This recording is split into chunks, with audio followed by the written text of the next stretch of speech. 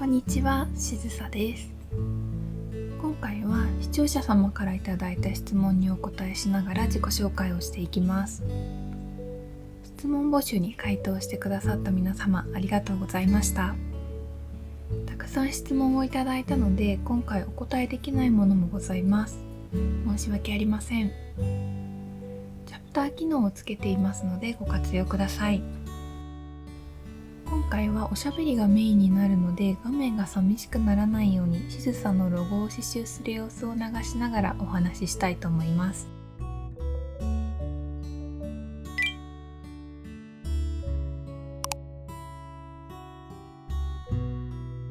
こんにちは、しずさですと挨拶していますが、本名ではなく作品作りを始めた時につけた屋号をそのままチャンネル名にしました。静かに彩る、そんな作品を作りたいという思いと、静岡の彩りという意味もほんの少し込められています。私は静岡県出身で、高校卒業までを静岡で過ごしました。私の好きなものの原点は静岡にあり、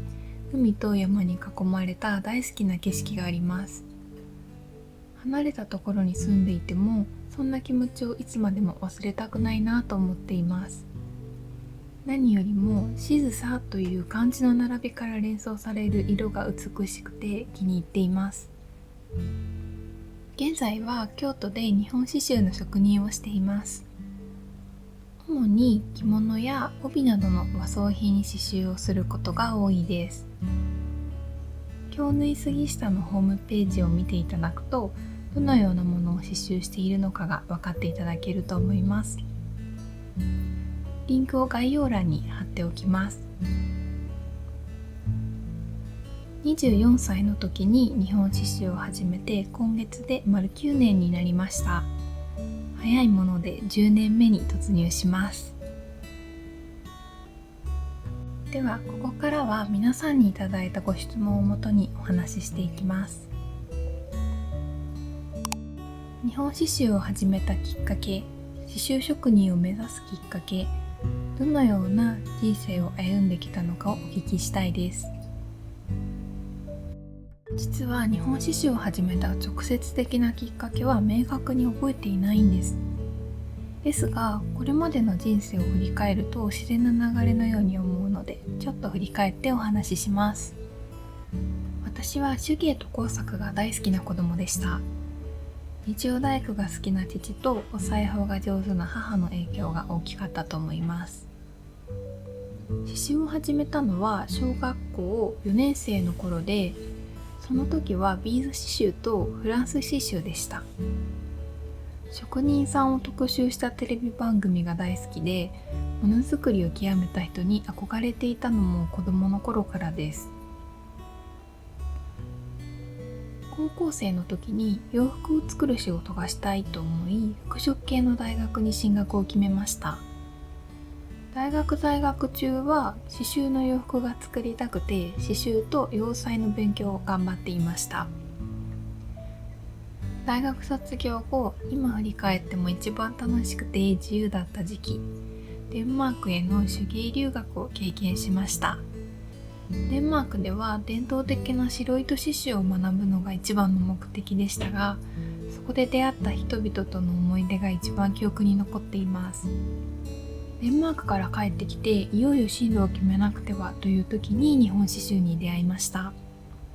それがテレビだったのか本だったのか覚えていなくて、ただ本を買って挑戦してみた時にこの職人になりたいと思ったことは覚えています。難しいという以前に今までやってきた刺繍と違いすぎてよくわからなかったんです。それがかっこよくて職人技を感じました。きっかけまでの話が長くてごめんなさい。この話の続きになる質問もいただきました。どうやって刺繍を学びましたか？また職人になるまではどのような過程でしたか？今の状態になるまで、技術や感性を得るまでにどのくらいかかりましたか？見てくださっている方の中にはこれから職人を目指したい方もいらっしゃるかもしれません。これから私の経験したことをお話ししますが、師匠や工房によって方針が異なりますので、参考までにお聞きください。日本刺繍の職人を目指すと決めてからの行動は早くて、まず京都で就職先と住む場所を決めました。思い立ってから1ヶ月後には京都に住んでいたと思います。京都に来てからどうやったら日本刺繍の職人になれるんだろうと探し始めたのですが、職人のなり方なんてほとんど情報がなくて、最終的に今の師匠のもとへ直接電話をかけて、職人になりたいのですがどうしたらなれますかとお聞きしました。今思えばご迷惑なことをしてしまったのかもと思いますが、私の師匠はどのような道があるのかを親身になって考えてくださいました。まずはお教室に通って練習しましょう。職人になりたい子だと思って教えてあげるからと言っていただき、月に1回お教室に通わせていただくことになりました。そこから4年間は平日は会社で働き、夜や休日に練習、月に一度の教室でわからないことを教えていただくことを繰り返しました。5年目からは会社でのお仕事を週3日のパート勤務に変えていただいて、少しずつ刺繍のお仕事をいただけるようになりました。7年目にそれまでお世話になった会社を退職して、ようやく刺繍1本で生活するようになりました。9年経ちましたが、まだまだ知らないことばかりです。この9年間の過程を振り返ると、私って本当に人に恵まれてここまで来たんだなと感じます。おすすめの刺繍本はありますか？日本刺繍の刺繍本は使っていないのでおすすめが挙げられないのですが、フランス刺繍の刺繍本で気に入っているものがあります。この本です。デンマークにいた時にこの本を取り寄せるけど買う人いる？と声をかけてくださった方がいて、一緒に買ってもらいました。刺繍のステッチがたくさん載っていて256ページもあります。パラパラ見ているだけでも楽しい本です。解説はすべて英語ですが、写真と図が載っているのでなんとなく理解できます。検索してみたら日本語訳されたものも Amazon で売っているのを見つけました。好きな技法、嫌いな技法はありますか？好きな技法は菅縫いです。私の動画では毎回登場していると思います。菅縫いの控えめでさらっとした仕上がりが大好きです。菅縫いと一言で言っても、グラデーションのようにするぼかしやさーっと消えていくようにするかすり、上から模様をかける割り付け文様など、他の技法と組み合わせると主役にも脇役にもなれる技法だと思っています。苦手な技法は松井縫いです。松井縫いはフランス刺繍でいうところのアウトラインステッチに近い技法です。フランス刺繍はしていたので松井縫いは余裕だと思っていたのですが、師匠や姉弟子の先輩の松井縫いを見せていただいた時に、私下手なんだなっていうのに気がついたという思い出があります。綺麗な松井縫いは一本の線が一筆でスッと描いたようになっているのですが、私の松井縫いにはカクッとした歪みがありました。それから気をつけて練習してきたので、今は少し綺麗に近づけたかなと思っていますが、苦手意識はまだ少しあります。縫い目を綺麗にするために心がけていることはありますか？意識していることは下絵に頼りすぎないことです。下絵を追いかけて刺繍していると刺繍が歪む時があります。このまま下絵通りに行くと歪みそうだなと感じたら微調整しながら縫っています。特に自分で描いた下絵は下絵自体が歪んでいる場合があるので、下絵はあくまでも目安程度に考えています。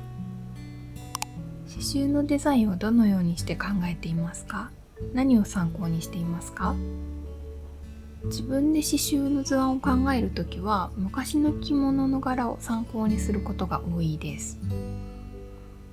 そのままトレースして使うというよりは自分の線にして描きたいと思っています。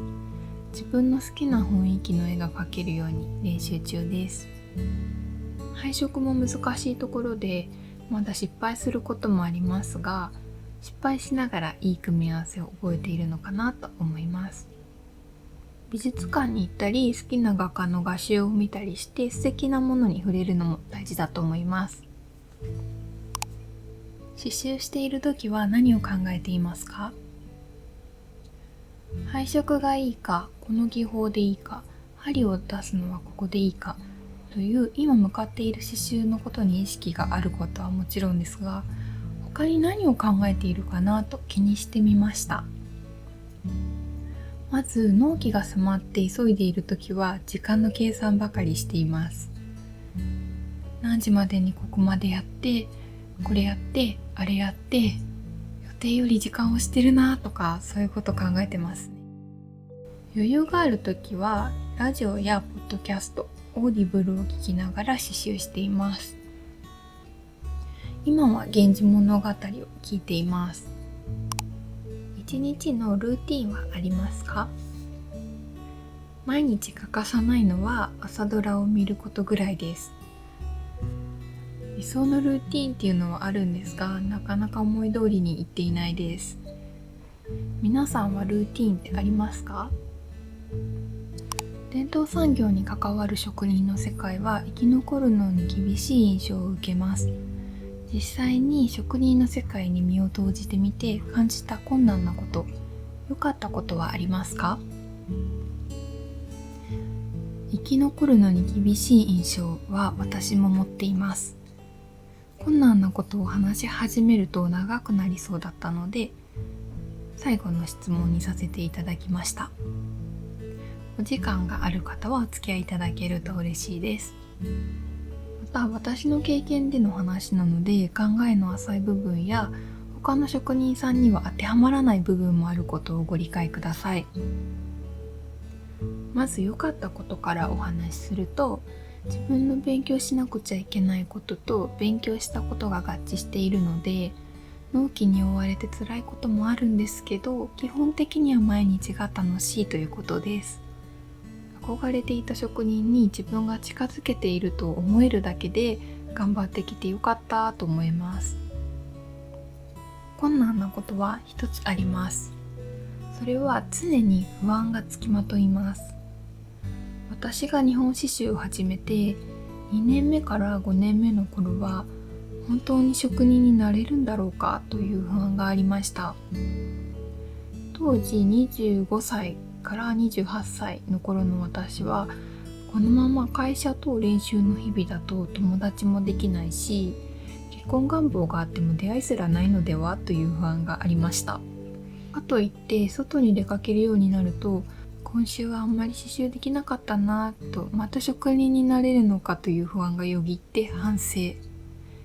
練習したい気持ちと日々楽しみたい気持ちとのバランスを取るのが難しかったです。会社を辞めて刺繍一本で生きていくぞとなった7年目からは、職人としての将来の不安を感じています。その不安を払拭するには自分で行動するしかないと分かっているので、私は今刺繍の他に師匠から教わっていることがあります。仕事のことなので、それが何かは秘密にさせていただきます。YouTube を始めたのも自分にできることを増やしたかったからです。皆様のおかげで少し希望が見えてきた気がします。収入面だけではなくて、YouTube をきっかけに日本刺繍を知ってくださる方や、日本刺繍を始めてみたいと言ってくださる方、刺繍仲間の皆様に出会えたことで、ここからさらに自分の可能性を広げられそうな気持ちになっています。実は YouTube を始める前には、自分でできることを増やしたいと思って作品の販売をしてみたり、洋服に刺繍して販売を試みたり、アクセサリーを作ってみたり、いろんなことに挑戦していたんですけど、どれもうまくいかなくて失敗を繰り返してきていました。YouTube を思い切って始めてみてよかったなと思っているのは、本当に今見てくださっている皆様のおかげです。ありがとうございます。私自身は何とかここまでやってこれましたが、弟子を育てることが大変な時代でもあるのだと思います。弟子側の苦労も師匠側の苦労、負担も大きいのだと分かってきました。最初の方にお話しした通り、工房さんによって方針が異なると思いますので、最初から雇ってもらうパターンもあると思います。私が知らない他のパターンもあるかもしれません。どちらの方が良かったのか、全てを経験していないので分かりませんが、私は師匠の方針に感謝しています。不安だったと散々言いましたが、基本的にはいつも楽しく過ごしていたので、私の性格には合っていたのかなと思います。時々不安になるなという程度の話です。私は諦めるつもりはありませんでしたが、もし諦めざるを得ない状況になっても、それまでに慣れた会社で働くという選択肢を持てたのは心強かったように思います。本当にいい会社で働かせてもらっていたんです。その時の経験も必ず今に生きていると思いますし、必要な時間だったと思います。これから職人を目指す方に私の経験談が役に立つかは分かりませんが、参考になれば幸いです。それではこの辺りで自己紹介を終わりたいと思います。私の自己紹介に興味を持っていただきありがとうございました。これからも一緒に動画を楽しんでいただけたら嬉しいです。よろしくお願いします。それではまた次回の動画でお会いしましょう。